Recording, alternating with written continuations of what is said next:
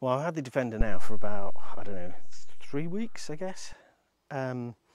Somewhere around there anyway. I did check the oil when I first got it, just to make sure that the engine wasn't empty. But because there's no service history with this at all, what I do want to do is make sure that I just do a complete swap of all the fluids in there and make sure that it's, I know that it's got the right amount of liquids in each of the areas. So I'm going to do the engine oil, I'm going to do the gearbox oil, I've got the transfer box to do, I've got both diffs to do, the front and rear. And then I also want to have a go at the prop shafts as well, greasing those up. A couple of other things that I've got sorted for this is air filter.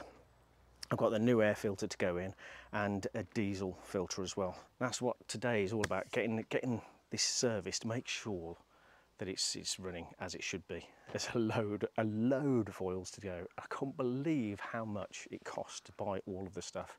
Now I did buy a slave clutch cylinder as well, but the total cost, I spent like over 500 quid buying OEM oils and fluids. It's bonkers. There's a lot of money to go in just oils and fluids and liquids. So let's crack on with it.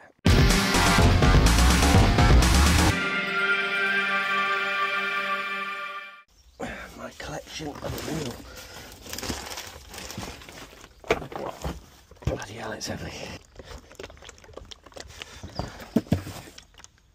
With this service kit, I've got a bunch of stuff. I've got an oil filter, air filter, don't know what filter that's going to be, and then a whole bunch of other bits and bobs that I've got to work out where they go.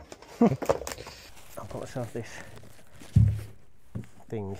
I'm supposed to be able to take all of the engine oil out of the Defender from this, into this rather, and should be able to collect it all. So, I'm going to give it a try and see. I can get underneath enough, there we go, to that, and I can empty out the sump. Right, let's go get some tools and get emptying. That's ideal. First guess, 13, spot on. Now, am I going to be able to get away with the small, or am I going to have to use the big?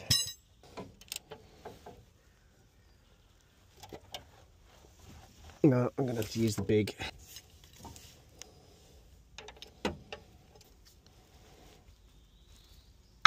Oh, there we go.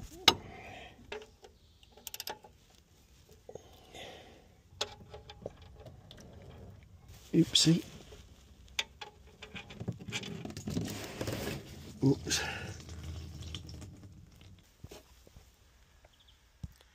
That's not bad. It's clean. Oh, what a mess, man. What a mess. Yeah, I think I've missed a bit. Oh God, it's right under there, look.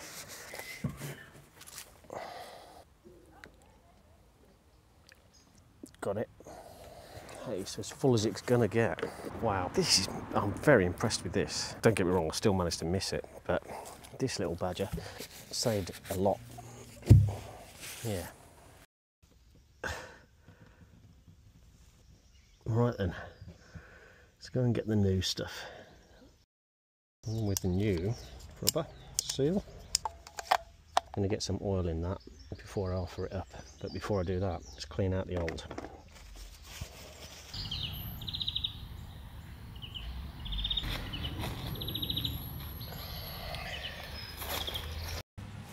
So what I'm going to use a funnel, just because my aim's terrible, and I figured that if I can help myself with a bigger area to pour into, I'll be better off.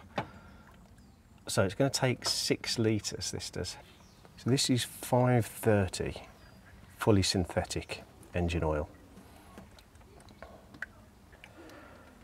Just means it's bloody expensive. Whilst that's draining in there, let's get the dipstick in. See how that looks. That's not bad actually. It's 1 down, 4 to go.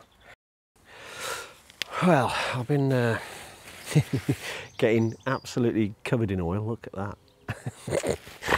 And I'm just doing the last one for this evening.